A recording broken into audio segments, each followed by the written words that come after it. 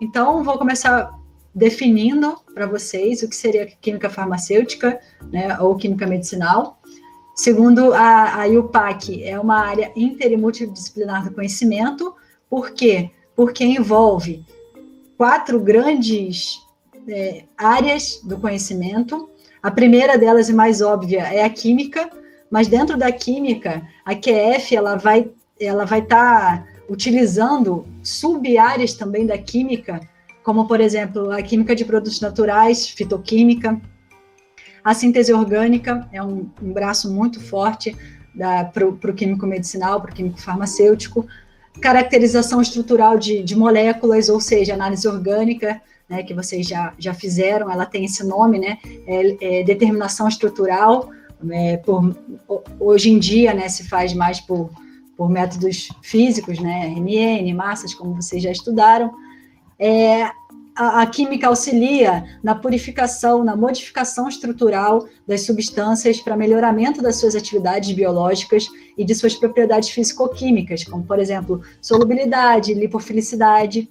Um outro ramo da química que é muito importante dentro da química farmacêutica é a química computacional, né? Mais do que nunca, a química computacional tem fornecido ferramentas muito importantes para a química farmacêutica, pois lá a gente pode calcular a energia, por exemplo, de um ligante, de uma micromolécula. A gente pode calcular a energia de interação dessa micromolécula com um alvo molecular, proteico, por exemplo. Enfim, a química computacional tem nos auxiliado bastante na química farmacêutica. A gente pode também utilizar a química computacional para avaliar as interações intermoleculares que acontecem entre o fármaco e o receptor, né? Entre o fármaco e a macromolécula-alvo, por exemplo. Além da química, a biologia, né? As ciências biológicas são muito importantes para o químico farmacêutico. Por quê? Porque a gente precisa de conceitos de bioquímica, a gente precisa entender a estrutura proteica, né, a estrutura de uma enzima, a composição do DNA quimicamente. Então, a gente precisa da bioquímica, a gente precisa da fisiologia.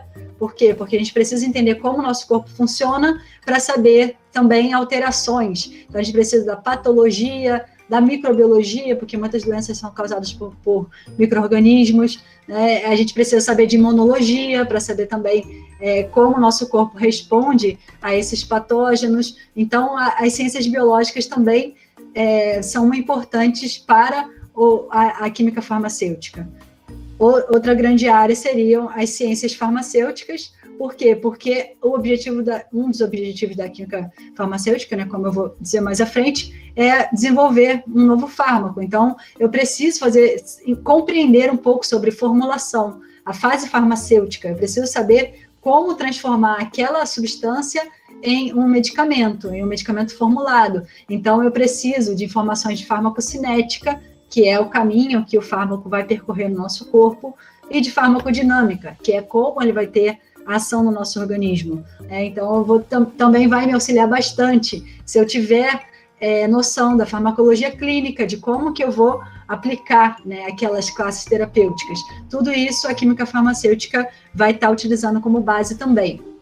E, por fim, as ciências médicas, que englobam, né, todas as especialidades médicas do contexto do ponto de vista epidemiológico e também de tratamento, de farmacologia clínica.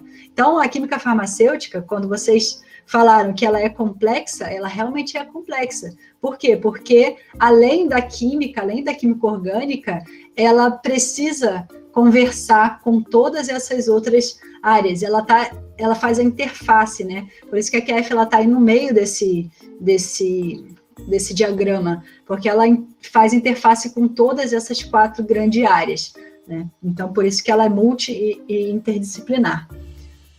E quais seriam os 3 principais objetivos, então, da química farmacêutica, né, ou química medicinal? O primeiro grande objetivo da química farmacêutica é compreender mecanismos moleculares de ação. O que significa isso? Na farmacologia, vocês estudam o mecanismo de ação de fármacos, mas na QF a gente se preocupa com algo além. A gente pega uma lupa, digamos assim, né, e a gente vai querer saber como que acontece aquele mecanismo de ação do ponto de vista molecular. Então, a gente vai lá dentro da estrutura da macromolécula e vai olhar onde é que está o fármaco ali, quais são as interações que aquele fármaco faz com aquela macromolécula que explicam a sua ação biológica. Isso é o mecanismo molecular de ação. Já na farmacologia, vocês vão estudar esse fármaco aqui atua inibindo a enzima conversora de angiotensina, a ECA, que é um mecanismo de ação de um fármaco antihipertensivo. Aqui na QF, não. Aqui na QF, a gente vai se preocupar em explicar como que o captopril, que é o inibidor da ECA, promove a inibição enzimática. Que tipo de interação ele vai estar fazendo com o sítio catalítico daquela enzima, de modo a inibir aquele processo enzimático. E quais são as consequências disso, né, para a patologia ali, para a patogênese da doença que a gente está querendo tratar. Né? Então, a gente vai um pouco mais além do que uma simples descrição de um mecanismo de ação. O segundo grande objetivo da química farmacêutica seria compreender a relação que existe entre a estrutura química de um fármaco e a sua atividade biológica.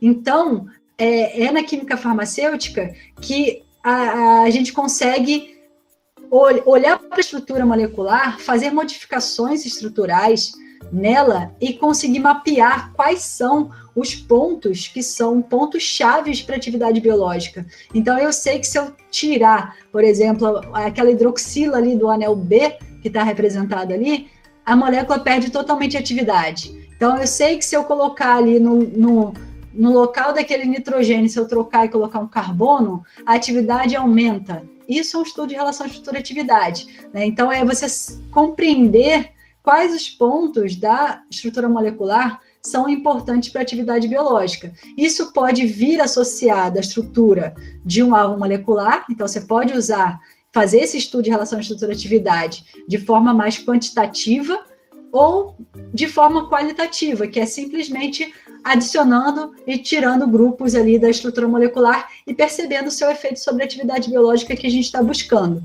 Então, esse é um campo muito importante também da química farmacêutica. E talvez o terceiro mais nobre objetivo da química medicinal e é aquele que aparece, né, para a sociedade, né, porque os outros dois primeiros, eles são objetivos que talvez fiquem mais escondidos, são objetivos mais acadêmicos.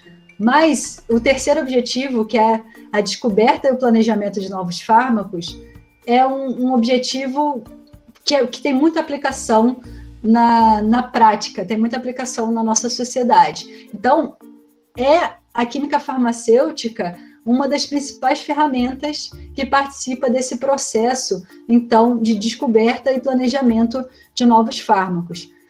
Então, é nesse sentido que a gente vai falar um pouco agora.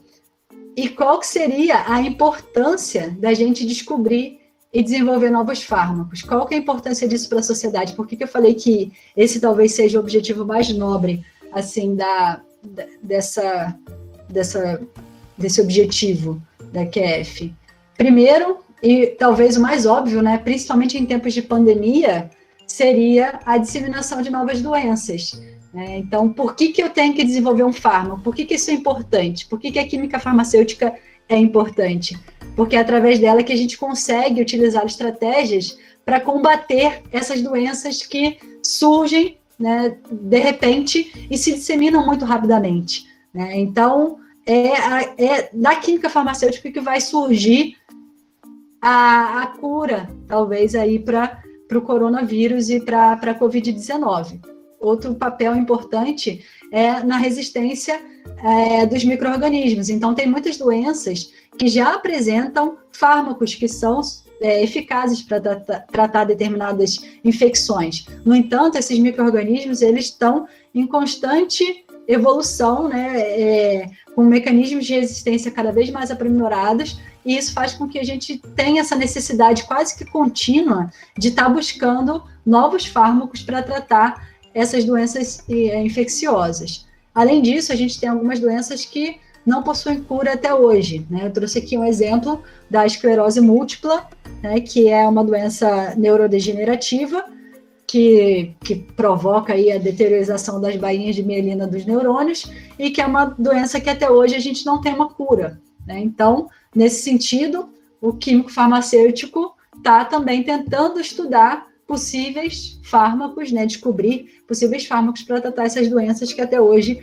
a gente não tem uma solução. Além disso, existe uma demanda, né, por fármacos que substituam tratamentos invasivos por tratamentos preventivos contínuos, né? Então, tem alguns cânceres, por exemplo, que você só tem tratamento através de cirurgia, né? Então, se a gente tiver um fármaco que pudesse, né, combater, prevenir esse tratamento invasivo, né, ou até mesmo prevenir o aparecimento de uma doença, né, que não tenha uma cura, a gente estaria gerando um ganho aí para a sociedade. Nesse sentido também, existem algumas doenças que têm um tratamento, mas esse tratamento é muito custoso para o paciente. Então, existe um desenvolvimento de fármacos que propiciem a melhoria da qualidade de vida. Então, fármacos que só podem ser administrados por via intravenosa. O paciente necessariamente tem que estar hospitalizado. É bom que a gente desenvolva um fármaco que o cara possa ir para casa, tomar um comprimido, né, e consiga viver a vida dele de modo com maior qualidade de vida.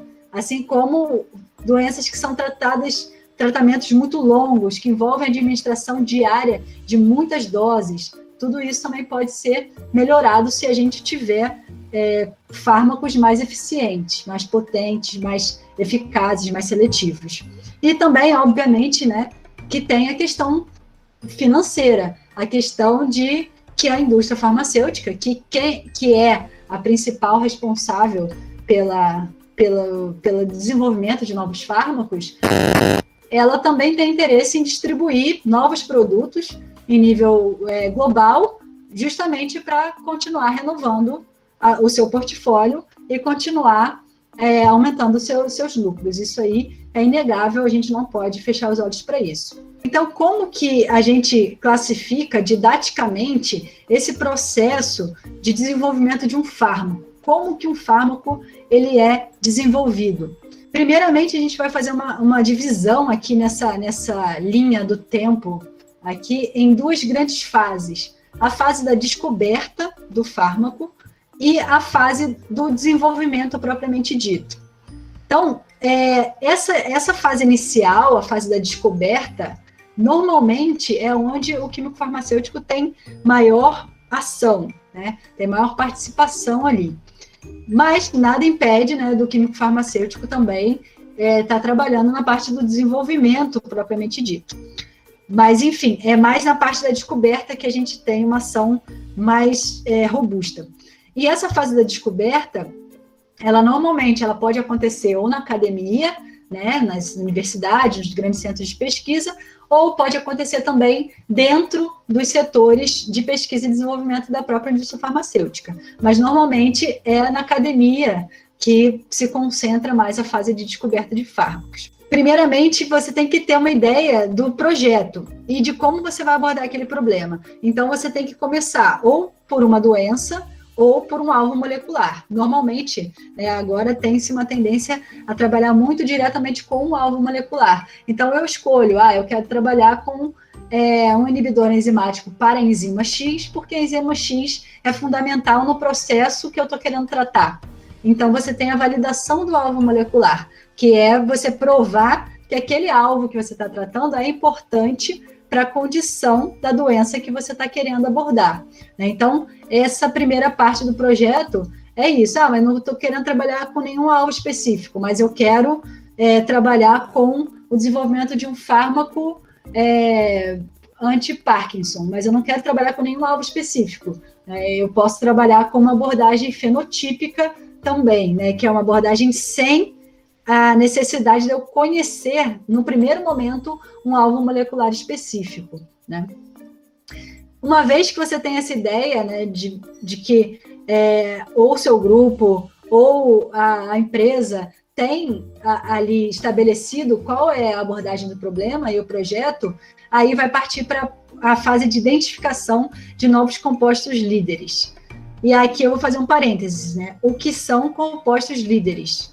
Compostos líderes são substâncias que vão ser identificadas a partir de ou uma triagem in vitro, ou a partir direto do alvo, ou direto, por exemplo, no micro-organismo, ou a partir de uma triagem virtual, ou usar o computador para selecionar quais são os potenciais melhores ligantes, também é uma abordagem. Então, eu vou identificar a partir, por exemplo, de uma planta, eu posso identificar quais são as substâncias, os compostos líderes que vão ter a atividade biológica que eu estou buscando, né? Então, existem diferentes estratégias para a identificação de compostos líderes. O que são esses compostos? São substâncias que apresentam atividade frente àquilo que você está buscando. Só que esses compostos líderes, muitas vezes não, quase nunca, eles têm as propriedades farmacocinéticas, farmacodinâmicas, propriedades físico-químicas adequadas para serem testados, por exemplo, em animais ou que saem humanos. Então, eles precisam passar por um processo de otimização desses compostos. Esses compostos eles precisam ser trabalhados na sua estrutura química de modo a melhorar a sua potência, a sua seletividade, a sua toxicidade, as suas características físico-químicas, né? Então, é necessário um processo de otimização estrutural para transformar aqueles compostos que foram identificados como potenciais, compostos líderes, para transformá-los em compostos líderes otimizados, aqueles que vão ter mais chances de avançarem nesse processo de desenvolvimento de fármaco. Observem que esse processo, ele costuma durar entre 3 e 6 anos para você ter uma substância líder já otimizada. E isso é uma previsão muito otimista, com você tendo muitos recursos e muito dinheiro, né? Esse processo envolve a descoberta ali, a identificação, o manejo de 10 mil moléculas, inicialmente. Então, você imagina, você tem que identificar, sintetizar, trabalhar com um conjunto gigantesco de moléculas para que você consiga obter substâncias líderes otimizadas. E aí a gente sai de 10 mil para 250 moléculas dentre esse conjunto inicial de 10 mil que conseguem avançar para ensaios pré-clínicos. Quando a substância entra em ensaios pré-clínicos, ela já está ali caminhando no processo de desenvolvimento, né? Desenvolvimento do fármaco, propriamente dito. E nesses ensaios pré-clínicos, normalmente essa substância ela tem que ser eficaz e não tóxica em pelo menos 2 modelos de mamífero. Então, dessas 250 moléculas, 5 vão passar para ensaios clínicos, que são ensaios em humanos, seres humanos. Os ensaios clínicos compreendem em 4 fases. A primeira fase de ensaio clínico envolve indivíduos saudáveis, que não contêm a doença. O que a gente está querendo ver? A gente está querendo ver, no ensaio de fase 1, se aquela substância é segura, do ponto de vista de aplicação terapêutica. Não é a eficácia que a gente está querendo medir na fase 1, e sim se aquela substância é tolerada pelo organismo saudável.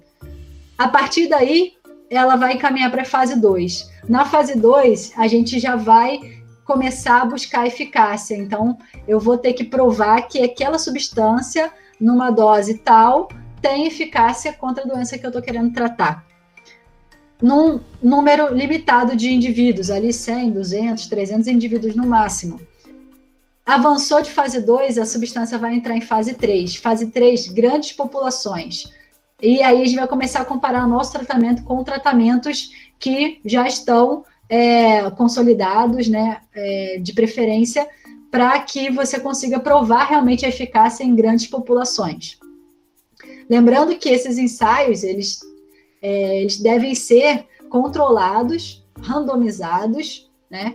E, de preferência, que você não saiba, né, os grupos, quando eles são formados, quem que pertence a qual grupo. Então, por exemplo, eu posso dar a molécula que a gente está testando, o candidato ao fármaco que a gente está testando, contra um placebo na fase 2. Na fase 3, eu posso comparar o fármaco que eu estou testando com um tratamento já consolidado. De modo que as populações envolvidas, nem os médicos, né, que estão formulando o ensaio, normalmente são médicos, não conheçam quem pertence a qual grupo, para diminuir um pouco do viés do estudo clínico, do ensaio clínico. Então, a partir desse fase 3, aí o que vai acontecer? A indústria, normalmente é a indústria, né, que vai estar aí tocando esse desenvolvimento, vai reunir uma quantidade de informação grande, né, e vai submeter para as agências reguladoras pedindo o registro desse medicamento. Lembrando que esses ensaios clínicos, eles vão durar ali de 4 a 7 anos de ensaio clínico. Durante o registro, ele pode demorar um tempo, porque a agência reguladora pode pedir mais informações, pode confrontar os dados ali, né? Então, assim, existe um tempo para o registro também do medicamento, não é instantâneo. E só depois aí de todos esses anos, 1 ou 2 anos de ensaio pré-clínico, eu tenho 5 candidatos, eu passo de 250 para 5 candidatos. E depois de 4 a 7 anos de trabalho em ensaios clínicos, eu vou ter de 5 candidatos a fármaco, 1 medicamento lançado no mercado, né? Então, vocês podem observar que é um processo extremamente longo, né, que vai durar aí de 10 a 15 anos, um processo que tem uma taxa de sucesso muito baixa, né? O risco de você desenvolver o fármaco é muito grande. Você vai numa coleção ali de 10 mil para um acerto em 10 mil, isso é absurdo, né? E vocês devem poder imaginar também que isso deve custar muito dinheiro, né? Ninguém faz 10, 15 anos de pesquisa e desenvolvimento sem gastar muito dinheiro, né? Então, esse é o processo. E por que tem que ser tão lento, digamos assim? Por que tem que demorar tanto? Não pode logo ir rápido, né? A gente não pode pegar uns atalhos aí, isolei uma substância no laboratório, já bota lá no rato, no rato não morreu, já dá logo para o pessoal testar e cada um faz. Por que tem que ter essa regulação? Por que tem que demorar tanto? Né? A gente tem alguns exemplos aqui de por que tem esse rito, né? Por que tem que passar por cada fase dessa? Não sei se vocês lembram, talvez vocês...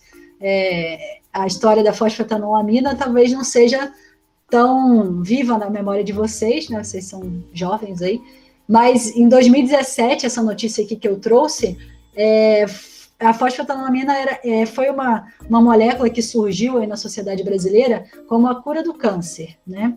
Então, ela foi desenvolvida na universidade, o pesquisador, à época, que até já faleceu, né? Ele distribuía isso para a comunidade, falou que era a cura do câncer, as pessoas começaram a acreditar, começaram a pedir para ele, para produzir, para poder se medicar com essa substância, só que isso ganhou proporções grandes, né, na mídia, e nossos políticos também começaram a exercer uma pressão muito grande de libera a fosfetanolamina, é natural, não faz mal, enfim, pessoas estão morrendo, vocês não querem a cura do câncer. Começou toda aquela história, né? Os cientistas são malvados, a indústria farmacêutica é malvada, não quer liberar a cura do câncer. Haha, o que a indústria quer é a cura do câncer, para ganhar muito dinheiro, mas enfim, deixa quieto.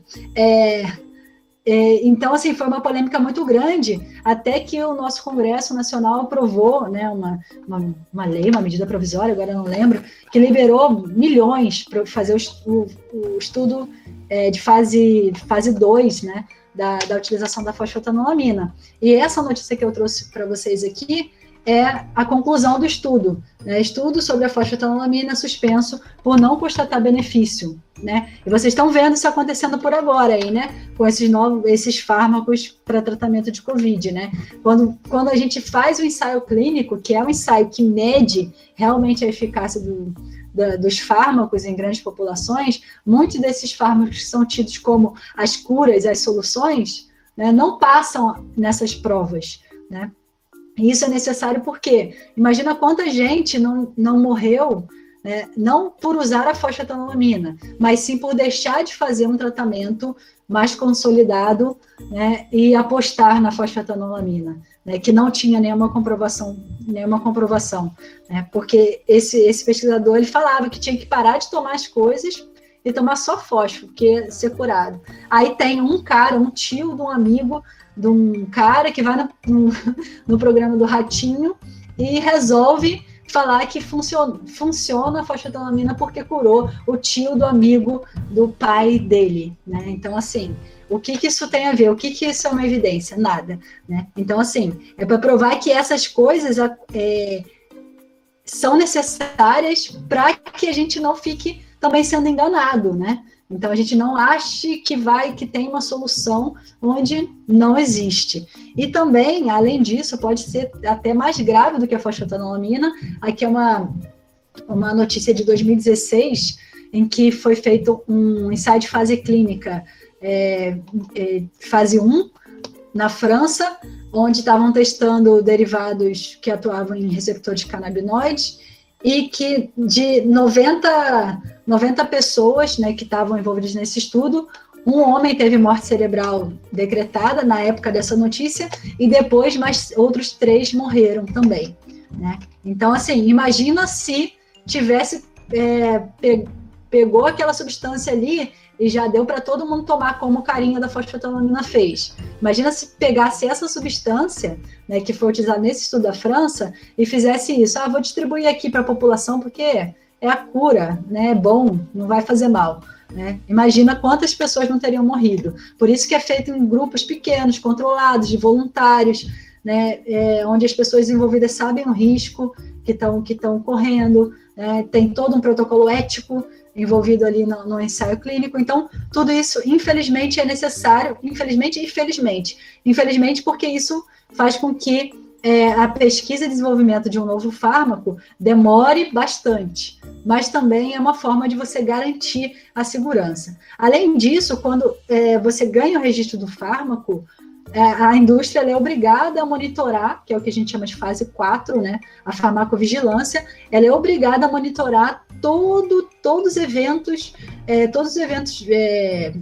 adversos que acontecem a partir da utilização daquele medicamento em larga escala no mercado. Então, é a fase de farmacovigilância. Então, desde a sua aprovação até a sua... ou ele é retirado do mercado, ou não é mais produzido, mas durante toda a vida de prateleira do fármaco, ele é monitorado justamente porque a gente tem que controlar os possíveis eventos adversos que podem surgir da administração crônica até de um fármaco, porque ali, naquele ensaio clínico, talvez não seja tempo suficiente para você identificar um risco potencial daquele fármaco, então ele é acompanhado durante todo esse tempo. E aqui, rapidinho, só para a gente falar o quanto custa, né? Fiquei falando para vocês que era muito caro. Só em 2019, um fármaco novo lançado no mercado custou, em média, 2,6 bilhões de dólares. A taxa de sucesso, né, considerando todos os fármacos, né, e todas as moléculas que entram, todas as moléculas que saem, a taxa de sucesso é 12%, é muito baixo, né? Em negócios assim, quando você vai entrar no negócio, vou abrir uma lanchonete, a taxa de sucesso é 12%. Você vai botar seu dinheiro nesse negócio? Claro que não, né? Então, assim, a indústria ela joga muito para perder. Todo ano ela perde com patente expirada, porque o tempo de proteção patentária ali, durante 20 anos, ela está tendo retorno em relação às vendas daquele medicamento que ela investiu para ser desenvolvido. A partir do momento que ela perde, a patente expira e qualquer um pode produzir aquele medicamento, ela perde muito. Então, a perda acumulada aí chega a 16,4 bilhões de dólares por ano. E, ainda assim, a indústria farmacêutica é o segundo setor mais lucrativo do mundo, mesmo tendo essa baixa taxa de sucesso, mesmo custando muito para ela lançar um produto, e mesmo ela perdendo muito com patentes todos os anos, ela é o segundo setor industrial mais lucrativo do mundo. Se eu não me engano, perde para a indústria bélica, se eu não me engano. E aqui tem as Big Pharmas, né, que a gente chama as top farmacêuticas, top 10 das farmacêuticas mundiais, né, você vê lá Pfizer, Roche, Johnson & Johnson, Sanofi, Merck, então são as grandes, né, do mercado mundial, e são elas que movimentam muito esse dinheiro, e elas são as grandes responsáveis pelo desenvolvimento de novos medicamentos. E aqui tem que a indústria farmacêutica é o setor que mais investe em pesquisa e desenvolvimento, dentre outras indústrias, né? Por exemplo, aqui a indústria farmacêutica investe 15% dos seus lucros, ela reinveste em pesquisa e desenvolvimento, enquanto que, por exemplo, software e computador, né, que é uma coisa que é bem grande também, né? 10% só, né? Então, assim, tem várias outras indústrias que não investem tanto quanto investe a indústria farmacêutica. Por quê? Porque ela se retroalimenta. O investimento em pesquisa e desenvolvimento gera novos produtos que ela vai retornar isso de modo progressivo e que continue gerando lucros e produtos para o mercado. E aqui, por fim, tem onde que ela mais aplica esse dinheiro, onde que a indústria mais gasta em pesquisa e desenvolvimento. Se a gente for observar, em laranja, em cinza e em verde escuro, que são os ensaios clínicos de fase 1, 2 e 3, é quase 50% do investimento dela. Então, é onde mais se gasta dinheiro em ensaio clínico. Esse é um grande gargalo que a indústria tem que superar. De 10 mil moléculas, uma vai chegar lá. Por que essa taxa é tão baixa? Porque tem que se provar seguro e eficaz, e mais eficaz do que o que já tem aí, para o fármaco realmente conseguir sair do desenvolvimento e ir para a prateleira. Muita desse dinheiro aqui, por exemplo, nesse gráfico aqui, tem um gasto ali com fase pré-humana e pré-clínica, que ele chama aqui, 17%. O que é isso? É investimento na fase da descoberta. E como que é feito esse investimento? Ou a indústria pode ter realmente um setor de P&D, e não é esse setor de P&D que a gente tem nas indústrias brasileiras, não. Mesmo as multinacionais aqui no Brasil não tem setor de P&D, não. É tudo fake, tá? Desculpa falar para vocês. Aqui no Brasil a gente só faz comprimido, só empacota, bota no blister e vende. Não é P&D de verdade. Né? A indústria ela pode ter esse setor forte dentro dela mesmo, ou ela pode usar esse dinheiro, esse investimento, para ir na academia e ver o que a academia está fazendo e comprar, né?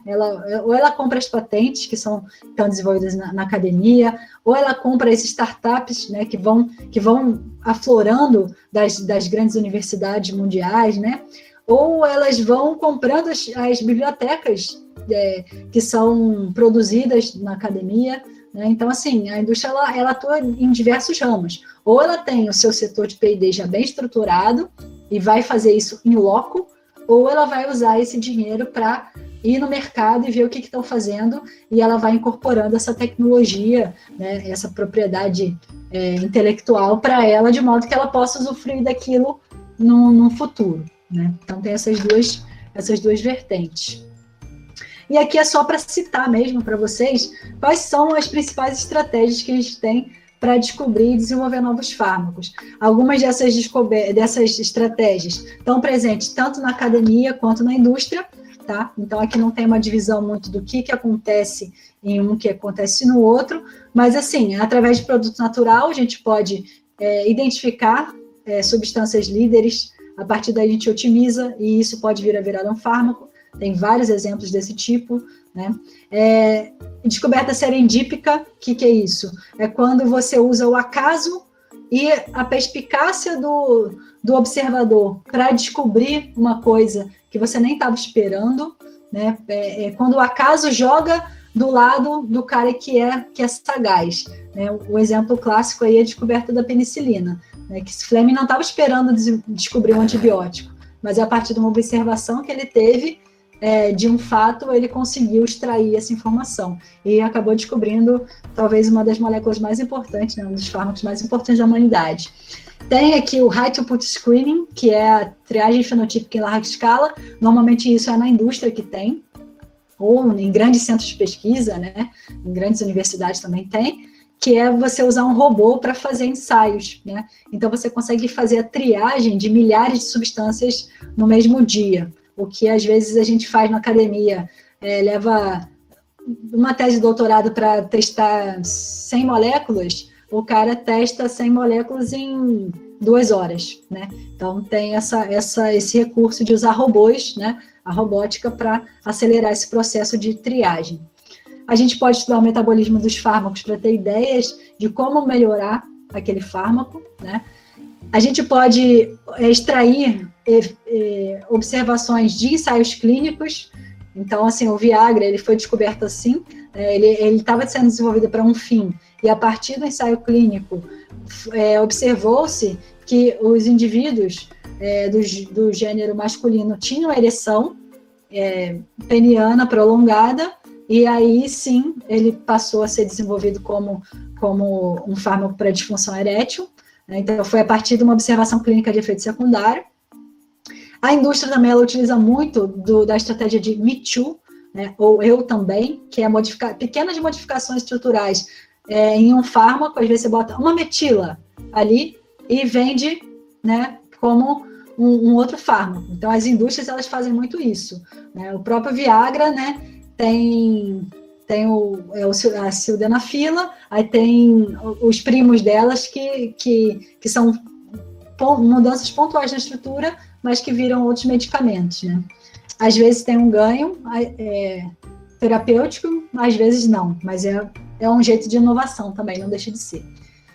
Temos aqui também o Virtual Screening, né, que é usar o computador para você selecionar as melhores moléculas a partir de suas interações com o alvo molecular que você quer estudar. E uma estratégia que está super na moda, né? Quem não ouviu falar de reposicionamento de fármacos aí com Covid, né? É a estratégia do momento, que é você utilizar um fármaco que ele já tem aprovação para uma determinada aplicação e você testar ele com base em evidências, tá? Não simplesmente da minha cabeça, mas com alguma evidência de que ele tem alguma atuação frente a uma outra doença e você aplica ele, né? Exemplo do momento, hidroxicloroquina, antimalárico, anti-inflamatório, que tem evidências in vitro que ela funcionaria, né, in vitro contra o vírus causador da Covid. Eu proponho o reposicionamento dela como um agente antiviral.